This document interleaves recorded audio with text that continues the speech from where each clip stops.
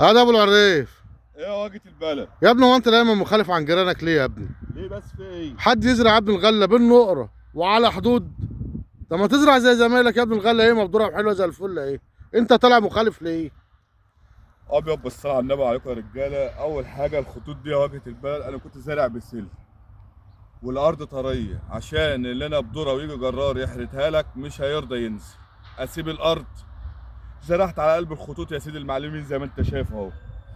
بالصلاه على النبي حاجه كويسه وحاجه تمام.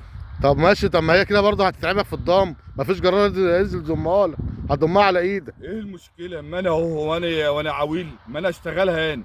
خلي بالك ده الزياده الغله دي بالنقره زياده التلت، يعني لو هي بدير هتجيب لك 10 اناديب، الزرعه دي هتجيب لك 13. التلات اناديب دول يا عم دول عطلت، بدل ما اروح اشتغل عند واحد زي حالاتك وتديني يوميه، طب ما انا اشتغل في ارضي. وابيض بالصلاه على النبي عليك يا واجهة البلد.